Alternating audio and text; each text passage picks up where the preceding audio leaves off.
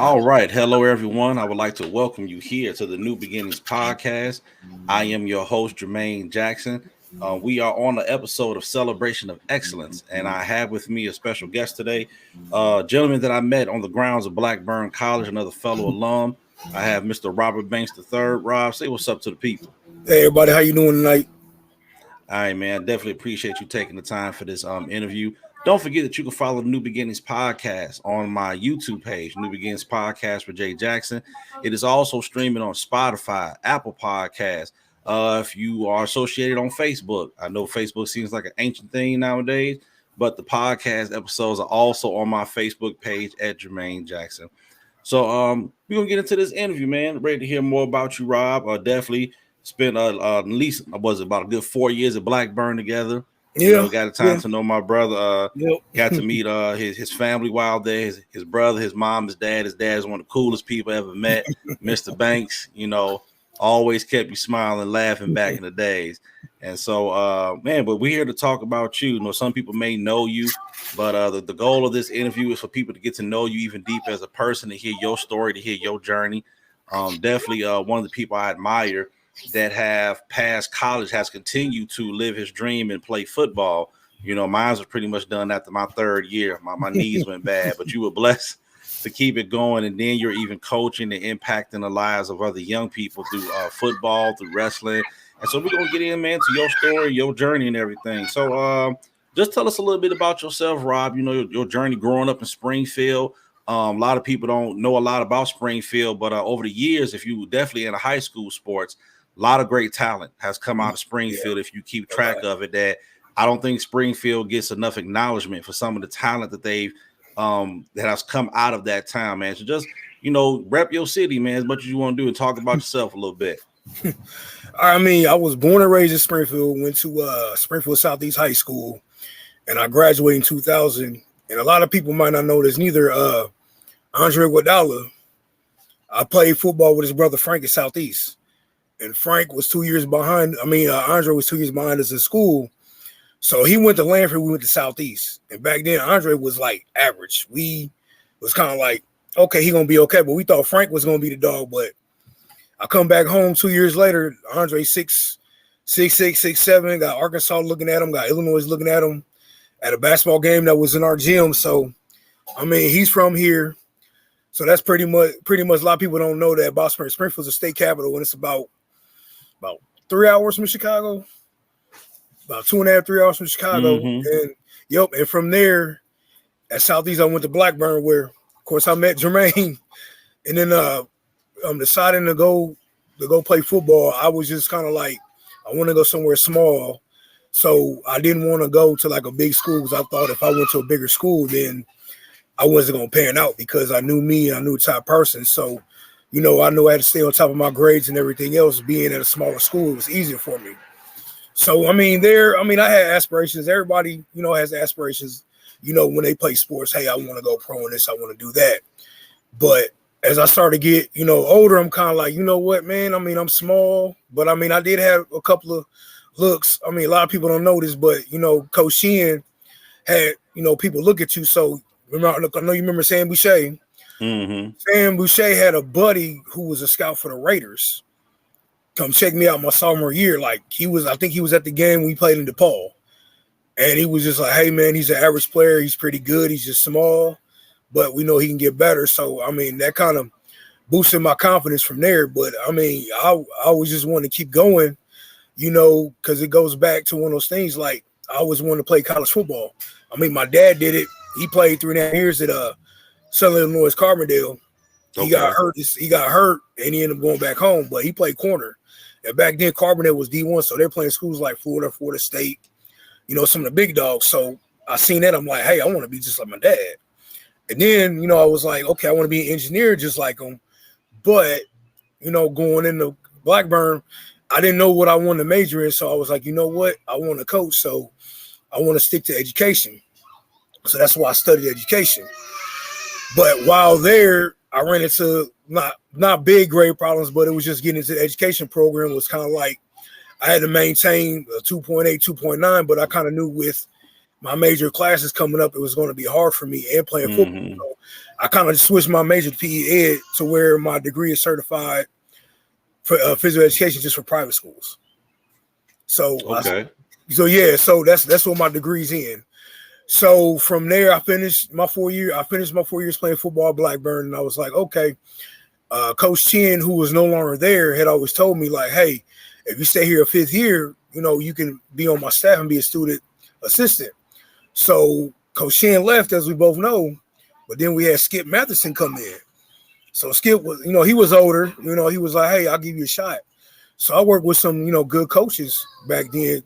One of them, Charles Davis, who I still talk to this day. I still talk to him, and there's a couple other I still keep in touch with. But that kind of like started my coaching career. I had to manage, at Blackburn, you had to work. Mm-hmm. So we had to manage working and then going to school and then sports. But sports was my job that year, my 5th year there. So I enjoyed it. I mean, I met a lot of good people, and it was just kind of hard being a student assistant because some of my friends were still playing football. So it's kind of like at an early age, I had to be like, okay, I don't need to do this, but I need to do that. So I kind of had to grow up a little bit. I mean, it took me a couple years to do that, but I ended up managing doing that. And then in the process, I didn't finish at Blackburn. I ended up going to Arizona Western College, where, as you remember, James Pryor was the interim head coach. So he called me, Dan Riley, Billy Belton, a couple of us, and his brother Joe was like, hey, I got this intern position. I want you guys to come help me coach. So that was probably my first coaching job. And I mean, we only made it was $6,000 for the whole year. So it was split up, and it was just different because we lived on campus. So it's pretty much like spending money, eating money. But I mean, I pretty much met some good coaches. And I know you remember Tom Fox. Mm-hmm. Tom Fox was a quarterback's coach and offensive coordinator there too. So, we also hung out, and we learned everything together while being out there. And I met some kids that I thought I would never meet. I mean, we were out there. I mean, we had kids from D1 schools had to go there because of grades. And there's a couple of them, I mean, Polynesians I ran into, Asians. I mean, being a small little Blackburn, it was like, hey, man, this is a whole different ball game. And I was 1,000 miles plus from home. I was out in Yuma, Arizona in the desert. Mm-hmm. You know what I'm saying? So it was a rude awakening. I mean, I was upset for a little bit because first time I've been away from everything I've known in my life. But having people like Dan Riley and Billy Belton and Joe Pryor out there and James, it kind of helped everything a little bit. So I was there for a year. And then I did offensive line. And then this spring ball, I did running backs. And then I kind of wanted to leave Arizona Western because it was kind of like just different as far as like recruiting players. And, you know what I'm saying? Like when you send your kid to college, they're trusted in that coach. The parents trust you. There it was just kind of different because, you had coaches been like, yeah, I'm going to do this, I'm going to do that. But that didn't happen. And I didn't want to be a part of anything like that. So I ended up meeting a coach. His name was Rex Stallworth at Yuma High School. And he asked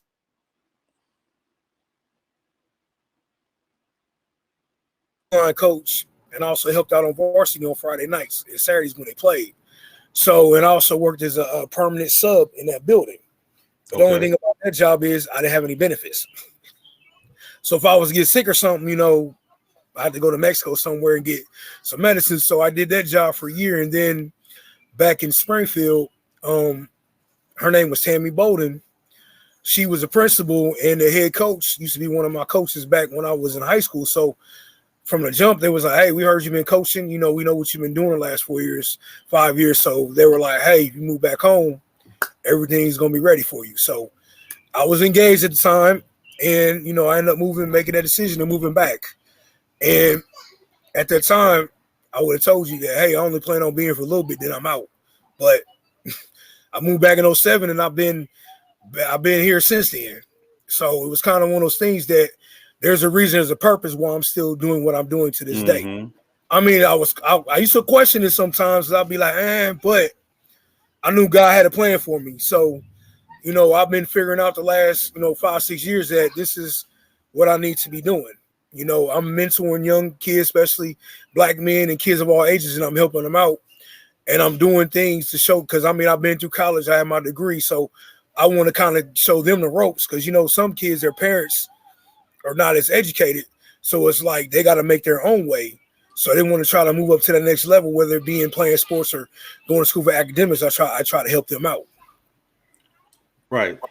And thank you for that, Rob, for just taking us, through your, journey on like your coaching journey. Cause like, I've known some of the places you coached at, but even I didn't know just some of the little bits and pieces of what you went through to get to where you are now. Now, one of the things that you brought up is that your dad, he played 3 years of college football and you saw he went to be like your father.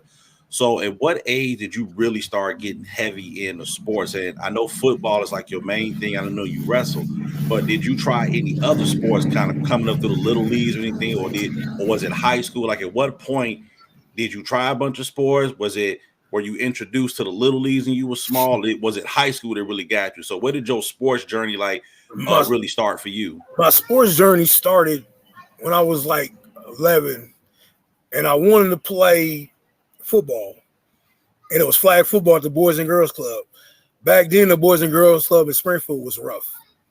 So my dad didn't kind of want me part of that atmosphere. So he was like, hey, wait a couple years, because like back in Springfield, man, they got a lot of leagues now, like with 6, 7, 8 teams. But back then there was JFL and only had 4 teams. Mm-hmm. So the first sport I ever played was basketball.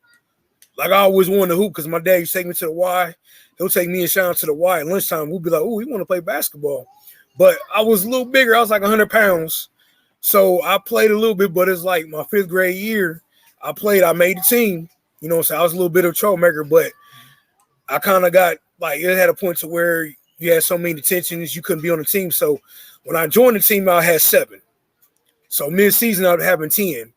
So the teacher was upset about it because there was kind of like a false thing, but I kind of had made a bad reputation that I was always in trouble running my mouth. So it's kind of like Prince was like, he needs to be taught lessons. So my basketball career was over. I played about 9 games and I actually got some decent time. I played some all forward. So my basketball career was over with. So 6th grade came the next year, and that's when I could play football. So I was small back then, man. I was like probably like still about 100 pounds, but I wasn't, there was a lot of other gifted kids that I played with. So I was kind of like, I got to work hard. I got to do this. So when it came time to do it, I'm like, Dad, I want to try basketball. He'd be like, no, you're not doing that. Because he thought if I made the basketball team, I was going to quit football. And at the time, my dad was a coach at Southeast. So, I was like, okay, I'm going to do what I got to do. So then came, high school. Well, 8th grade year, I messed up. I broke my knee playing football. And wow. I remember my dad, he came home and it was Southeast first year making the playoffs. And I wake up in the middle of the night, he's just crying. He was like, son, I wasn't here for you. You shouldn't have to go through this by yourself. And I was like, Dad, it's okay. You had other things you had going on. I'm not upset with you. But I did not end up finishing my 8th grade year. Like we had 3 games left and I was upset because I couldn't play. I was in the cast. Mm-hmm. So my dad was like, hey, what took the big step was I started working out a little bit before then. And then I didn't go no more. I didn't want to go with him no more. So he would go 5 o'clock in the morning. So he pretty much like, hey, man, if you want to do this, he's like, you talk about you want to do high school, you possibly want to do college. He's like, you got to start your work ethic now.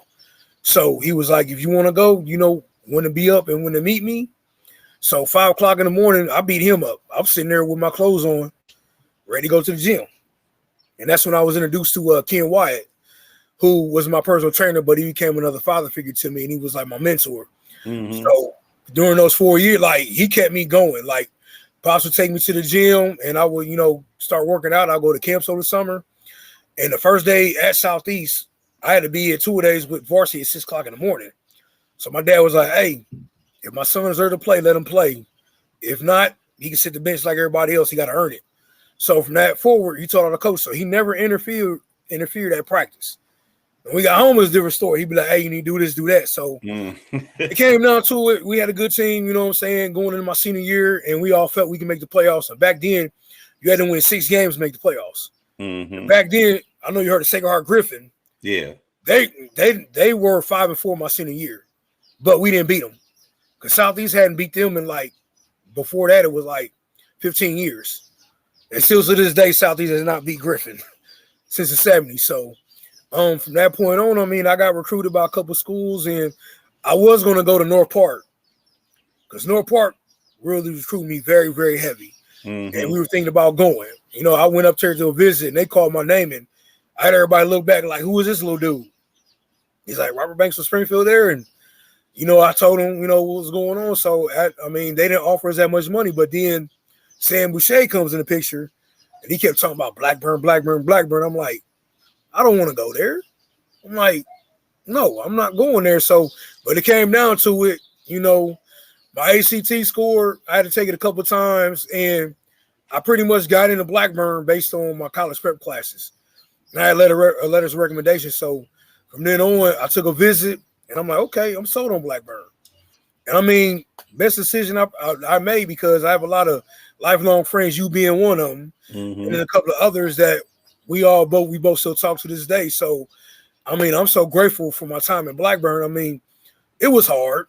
I mean, being black on an all-white campus, I mean, it's tough. You know what I'm saying? And then you want to step up and try to be coaching. Back at the time, there was not a lot of black coaches. I mean, there's more today than there was 20 years ago, but it's still like a stepping stone. Like, you still got to move up. So basically with my football career, like, I kept going. And then even after, you know, Blackburn, I went to a regional combine, and, you know, I had a chance to try out, but I wanted to finish at Blackburn. I could have played overseas, but I chose to stay and get my degree. And then even after, when I got back, I played semi-pro for a long time. I played 8-man football. I finally stopped in May because my wife wanted me to be done with it. Because if it wasn't for that, I'd keep going. But I asked her, and she's like, I want you to be done, because I have aches and pains every once in a while for playing football for so long. I can imagine. And I still work out and stuff too. So it's like, I always want to be one of those coaches to where I can show my players that, hey, I can physically still do the stuff that you guys are doing. Right. So that's why I always keep working out, still doing everything, because I want to be able to show the kids, like, hey, I'm not just no coach that sits on his butt not doing nothing. I still do this stuff, you know. So right. And since you just brought the working out, because that was going to be my next question. What you just said about your dad had you up at the 5 a.m. workouts, you know, after you injured your knee, but then, you know, you healed up, you weren't able to play those last 3 games, and then he started working you out. I would like for you to speak to those, not only parents, but if there's any young athletes that are listening, the importance of that grind, because when you're playing any sport, you have the scheduled practices and the scheduled workouts that's coming from the team. But sometimes to go to that next level, to be better, to be above others, not trying to put your teammates down, but to put in that extra work to work on yourself and just to develop that work mindset, you have to do those 5 a.m. practices. And I'm sure every morning you didn't want to get up. So like I know you said sometimes you beat your dad, but I really believe him doing that, it puts something else in you. Because like I said, I see the pictures that you put up on Facebook that you still work out yourself. You know, a lot of guys our age and women, you know, we got families, marriages, stuff going on, work. But I always see you make time to work out. So your father put something in you, but how do you put that in the mind of your players, and you tell kids, hey, I know y'all coming to this workout because we called it, but what are you doing at home? Are you waking up in the morning? You know, maybe even you've offered your services. Hey, I'll meet you at the school at 5 a.m. so we can get extra workout in. How important is it to put that in the mind of the young men and women that sometimes it's going to take an extra workout here and there for you to be at your best? I just look at it like this, man. Like, I mean, I'm 5'9", 5'10", so it's like I had to work extra hard. And, you know, most NFL linemen 6'3", 6'4" now. You know what I'm saying? So I knew I wasn't going to be easy, but I always had that dream. You know what I'm saying? But it's like you got to keep working hard. You got to make the extra steps. Like I tell my kids now, because there's a couple of guys I trained, and they made it to that level. But I'm like, hey, you guys got to keep it up once you get there. Like, if you want to go far in life, that's with anything. Like, I mean, sports, it goes into work. It goes in everything else. Like I tell kids at school, I'm like, dude, if you quit now, you're going to quit the rest of your life. And they kind of look at me like, okay, coach. And I tell them a couple stories. I don't know if you ever knew this story, but sophomore year, Blackburn, that was when we had like the worst losing streak in the nation. Yeah. And I was pissed after every game. So I told my dad at night, I was like, I quit. He's like, what? I was like, I quit. I had on my mind, like, I hung up the phone on him. I'm like, I quit. And that was it. And I had went before that, and I had told Coach Chin I was done. And he was like, are you sure? I'm like, yeah, I'm done. So come to find out, Coach Chin called my father. Mm-hmm. So that next morning, I lived in Jewel. So we come out of brunch and dad right there waiting on the edge of Jewel in the car, get in the car. So we get in the car, we take that drive. We take that drive around Carlinville. We go to Walmart, we have something to eat, and he's just pretty much like, son, I didn't raise a quitter. You're not a quitter. He's like, if you quit now, you're going to quit the rest of your life. So I was like, okay, I'm going to finish. So we both went into Coach Shen's office, and I'm like, Coach, I'm sorry. I just got frustrated. He was like, hey, I understand what you're going through. He's like, but I wasn't going to let you quit. That's why I called your dad. So from then on, man, I've never quit nothing. Like, I always keep going. And what I want to tell people is, man, no matter how rough it gets, you got to keep going and you got to have faith. Because right now, I mean, I know you're young and everything, but God's going to get you there. Because I had people around me, my grandmothers who are no longer here, always told me, like, hey, you're going to make it with God. And I kind of, I was hearing there like, okay, you know what I'm saying? Kind of like with any young person. But as I get older in life, I see the importance of everything that's going on in my life right now. And I know I'm not doing it by myself. I know it's the man upstairs that's helping me get through everything.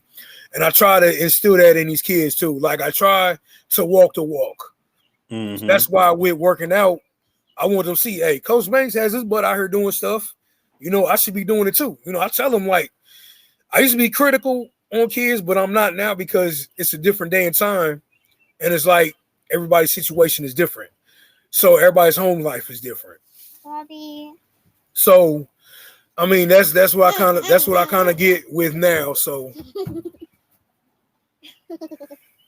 No, appreciate that, man. And I just want to take a moment to definitely give a shout out. You've been doing two very important name drops. Mr. Sam Boucher, may he continue to rest in peace. This man was one of the people that was a part of admissions. And if you're listening, it's so impactful when we have people. We basically went to what is called, like today, we went to a PWI. But Mr. Sam Boucher was very integral in getting many minorities into that school that may have not had the opportunity to go to other schools. I was a presidential scholar there. I didn't go to Blackburn specifically for sports, but I met Coach Chen and decided to keep playing football. But I met Sam at a college fair at home and got to Blackburn, same thing. My ACT score, it was only a 19. I took it twice, took a class and everything, but my GPA was off the charts. Yeah, man, I got blessed with an academic scholarship because of Mr. Sam Boucher, So definitely want to give a shout out to people like him and all of those that help those of us get opportunities that we may have not had if it wasn't people like that on those college campuses looking out for us and giving us an opportunity to get to school and further our education and impact lives. And definitely want to give a shout out to your dad, Mr. Banks. It's a blessing that you had a father that is still, and you still have your dad. He instilled such a work ethic in you. Then, like you said, he wouldn't let you quit because when I listened to that story, it was so dope. Because my son last year, he was going to quit football, just frustrated, had some stuff going on, and my son was going to give it up. But as his dad, I had to tell him, "No, man, you ain't quitting. You ain't giving up." And every young man, young lady doesn't have a father, but to have that person in your life that's not going to let you quit, that's not going to let you give up and throw in the towel, man, that is so important, man. So big ups to your pops, man, Mr. Banks, that he didn't allow you to quit, and that like you said, you got to keep moving forward. You got to have faith. You got to persevere through things. That's something that our kids need to know, especially those kids that you're not hearing that in the home every day. But to have somebody in your life that's going to make you accountable, that's going to keep you responsible about stuff, man, that is so important. Like you said, everywhere in life, and you said you took that work ethic, not just limited it to the gym and physical work. You understand that in life, you got to work at everything. Anything you want to be good at, anything you want to achieve in life, it's going to take some work. And I teach that lesson to my kids, any young people. Shoot, I teach that to some adults. Yeah. Anything you want to achieve, you got to put in some work. Nothing. I always tell my kids, nothing in this world is free. You got to earn it. Everything you want, you have to earn it. It's going to take some work. So, man, I love that you're instilling that in the young people, man. And just want to shout out Mr. Sam Boucher. Some of y'all from Blackburn that may listen to this podcast, man. As y'all remember him, great man, helped a lot of us, and definitely to your pops, man. Yeah. So it's always good to hear about young black men when we do have our father. I was a young man who grew up without my dad. My dad died when I was 7. So I didn't have a father. You know, I didn't get like a male mentor for real till like after I got out of college. That's when I got my former pastor, who is now passed away. He was like my father, and he taught me a lot of things. Man, for you to have your dad, even up to this point in your life, man, that's a blessing. And I'm glad that you're taking some of those same principles and you're instilling them in the youth that are around you, man. So kudos to your pops, man, to you for carrying on his words, his legacy, and all the things that he has taught you. Because, man, that's caused you to impact a whole lot of lives. And I'm gonna tell you too, I don't know if you knew this, but when I moved back in 07, guess who was on that coaching staff? My dad was. So we had a chance to coach together for about 3 years. Oh, that's what's up. And I remember something happened and a new head coach came in and we went 0-9 one year and they fired the whole staff. And, you know, my dad was like, hey, I want to make sure you're good. So they weren't going to hire me back, but they wanted my dad to come on. And my dad's like, no. He's like, this is what my son loves to do. I want to make sure my son good. So, wow. And the crazy thing about that is that same coach, he's coaching at Westminster College, and me and him talk all the time. Mm-hmm. And I know, you know, he's gonna probably be getting a hold of me again here soon, but it's always good to have those connections. Mm-hmm. Man, appreciate you for saying that, man. That's like I said, big ups to Mr. Banks. Was always one of my favorite people to come down to the school. So yeah, man, much love to him. One of our recent conversations, man, is we're talking about the impact you've had on children. We were texting back and forth, and one of the texts that really just caught my attention. You talked about that one thing I see, you're very passionate about helping children to get the same opportunities that you had, whether it's through mentoring, coaching, whatever it is that you're doing. Man, and to me, you as a coach seem like a coach that is very unselfish. This has nothing to do with you.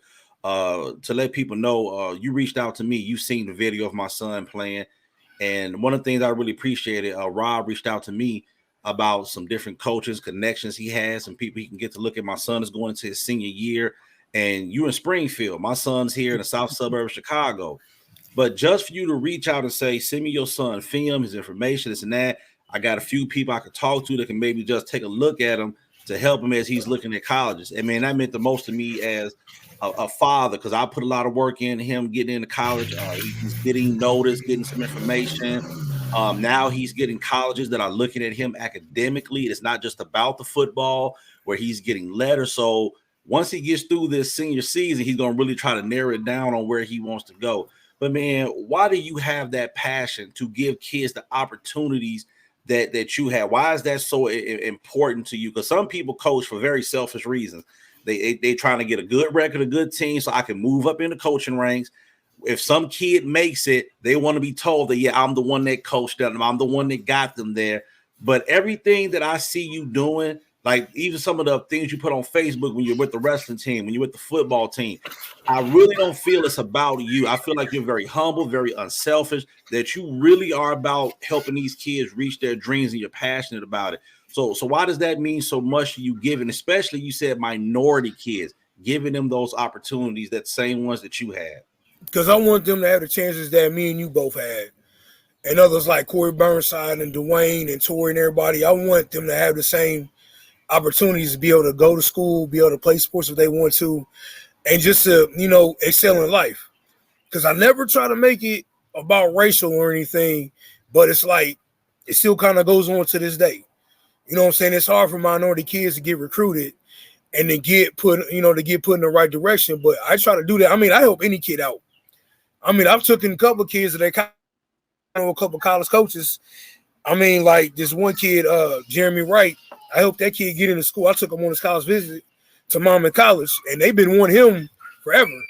You know what I'm saying? I knew the coach, and the coach from Springfield. He's from Sagard Griffin.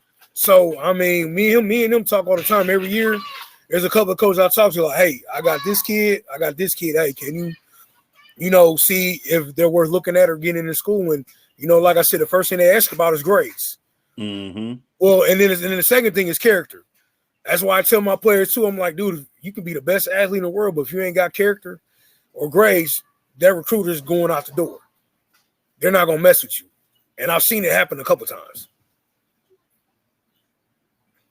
And also, you probably noticed too. I'm very driven. Like I'm part of Phi Beta Sigma fraternity too, and we do community stuff and everything too. But that was me before I was ever in Sigma. But I do it. I like both now because I'm able to help out my community too. I'm also the education director for our chapter, so I'm in charge of scholarships. So that's a big thing that I do. Like that's one of the biggest things I do. From school. So it's like I try to find the right kids and also try to find the kids who I know are going to school. I'm like, hey, apply for this scholarship. Hey, do this, do that. So there's been a couple of football players of mine who actually got a scholarship from our fraternity. Not just because I put in the effort, just because they did the proper work and the proper steps to do what they had to do. So I do a lot in the community. I do a lot in the coaching world. So, and I mean, the thing is now I have a wife, I have a family. It's kind of like I got space at time. And my wife is so very understanding with everything because we dated a little bit in high school. So she knows I'm about football. She knows what I love to do. So she's always like, I'm never going to tell you not to do football because that's your passion. That's what you love. That's what you're good at. And she sees the type of impact I have on these kids. I mean, I got kids who, 20 years down the line, Coach Banks, what's up? I got kids from Arizona who still contact me to this day. Mm-hmm. Like I still talk to a lot of my players. I see them in the community. I see them around town, They're like, hey, coach, how you doing? And, I see you doing this. So, I mean, I kind of like the impact that I've had on everybody, but it's like I want to keep going. You know what I'm saying? I want to keep helping these young kids out. I mean, I do have head coaching aspirations, but it's like when it's my time, it's my time. But I'm always going to be me and keep doing what I got to do. Man, yes, sir. Appreciate that. And, man, thank you for your service and all that you're doing for these young people and for the community. And as we get to the end of this, that was going to be one of my last questions. I'm always amazed when it comes to those of us that have pledged to orgs and fraternities or sororities after grad. And you mentioned a little bit about what your fraternity has done in the community. So what caused you to make that decision that you're done with college? You talked about playing semi-pro, and I've heard different stories about. I've known people that have pledged while they're in college, and those that pledge after grad. But something that always catches my attention is community work. And as you said, you're the educational director for your chapter, and you've helped kids get scholarships and things because they've done the work. But you're seeing the fruit of that decision, that what it's doing and how you're able to help out children, families, parents. Because even me as a parent, I like to think that from a basic level, I'm pretty informed about what's going on. But even in our conversation and text messages, I've learned a lot about recruiting and stuff. You've given my son workouts. You've given my son tips. And some of that stuff he have utilized.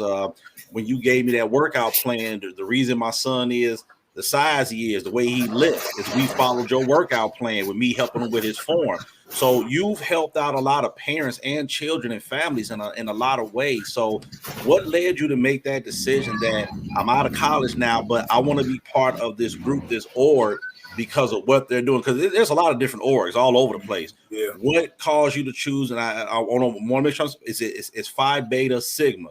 Yes. I'm saying, okay, what caused you to choose them as the org for you to be a part of?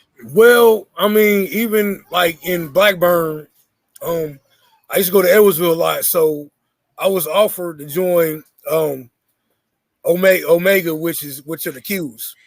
But it's just crazy because there's this person I know, his name's Omer Moore. He was never my coach, but he coached at Lanford High School. And I would see him around town. And he known me since I was like 14 years old. So he always gives me tips. So back in, man, it was like 2018, 2019, I ended up going to Lanford. And I've been knowing Omer. This man knows my father. He's been knowing me since I was a teenager. Mm-hmm. So I would see him wear the Sigma stuff and everything like that.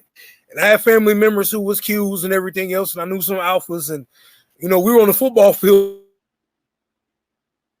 just rolling. I'm like, they go Omer in that cart. He had on the Sigma gear, rolled up on the cart. He's like, come here, Banks, let me holler at you. Okay. He was like, have you ever thought about, pledging fraternity? I was like, yes. I was like, I almost did in college. And I told him Omega. He's like, I don't want to hear that. He was like, he was joking with me. So he was like, well, have you ever thought about pledging Sigma? And I'm like, I didn't know that I could do a grad chapter. I had no idea. But, I mean, I ended up doing it. I mean, yeah, it costs money, but it's worth it in the end. And it's crazy because, like, once I did cross, like, everybody in Springfield who was Greek was Greek. Like I didn't know who was Greek. You know what I'm saying? Like Mm-hmm. I had some friends who went with school, they're frat brothers of mine that came up in the chapter in Springfield. So I was kind of like, wow, this is awesome.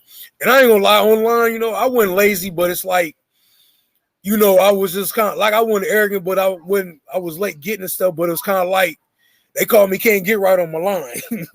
Because I mean, yeah, I mean, it was tough, you know what I'm saying, the memorization stuff. But once I got in, man, I just took it full steam ahead.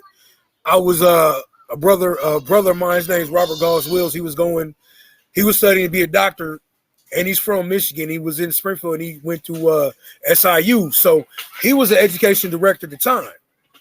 And him and the president, which is one of my good buddies, Carl Goss, they came to me like, hey, man, you know, we think you be perfect because you're in the school district, you coach.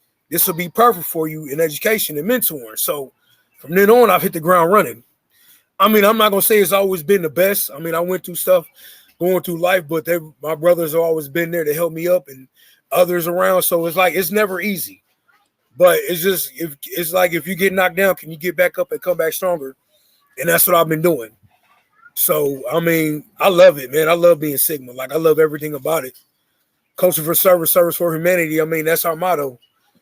You know, that's what I do all the time. I mean, you probably see me posting stuff, but I'm always busy with that too, man. Like, I got my football, my wrestling, family life, and Sigma. But in that order is always God, family, Sigma. That's in that order.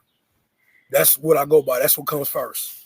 So yeah, that's what's up, man. Thank you for that, because that's important. Because you know, so you got people out there that like I got kids. My daughter's in college at ISU, Illinois State. She's considering pledging. My son has talked about it. Other kids, so they always try to get that information out about fraternities and sororities for those that I think, because you know you hear different myths and things that go on, all this stuff, but people kind of, to me, at times will overshadow the community work and the impact, the scholarships, all the networking, the assistance, the help that these orgs can give to people. So I just definitely, you know, want to highlight that. So one of the last things before we close out that I would love for you to get to the people. I thank you for everything you shared and some of the wisdom you have given us about coaching, mentoring. Thank you for highlighting the impact of your father. But if I was a parent that got a kid, they're talented, I see they can maybe go to college, they could play some sports. How would you help guide me as a parent? What would you tell me? Would you start with, hey, they got to get their academics together? How would you guide a parent? You got some parents that got kids that, my kid is talented, I know they can do something, but I don't understand this process of recruitment. Who do I trust? What's the best school for them? One of the defining things you said, I knew I had to go to a small school. I knew I was talented, but I knew I didn't have the exact size for some of the bigger schools. I could have played the bigger schools, but I don't know if I would have got the play time and the experience. So you knew early on what was going to fit for you, where you can get there. And I think, if I remember right, since your freshman year at Blackburn, you were a 4-year starter on the offensive line. So you picked the right school and the right choice for you. How would you help a parent that wants to put their kid in that position, but they don't know nothing about this process, the testing, the grades, the recruitment? How would you help and guide them along that path? I would tell them to reach out to like the guidance counselor or like a local coach who that person is close with, and just try to like go from there. Because I mean, there's a lot of opportunities now that I didn't know about when I was younger, but you got all the Greek fraternities that give out scholarships. So that could be number one. And then reaching out to coaches and teachers, especially like the guidance counselors. Like with our fraternity, we have something called a Sigma Beta Club, and we go from 10 all the way up to senior high school. And what it does is that's a program that helps them get ready, you know, for college. You know, teaches them different things and just teach them how to be top person, so you can get recruited off that. But I would just say, you know, hey man, you know, your kids like, hey, I want to go to college. Try to, you know, figure out things for them, you know, push the grades, you know, definitely push the academics, push their character, and, you know, just let them, don't let them stay on them, but don't try to pressure them. You know, let them, you know, find their own way, because this day and age is different. These kids are not like me and you growing up, you know what I'm saying? It's just a different day and age, so you kind of got to let the kids figure things out for themselves a little bit, but try to keep them on that right path.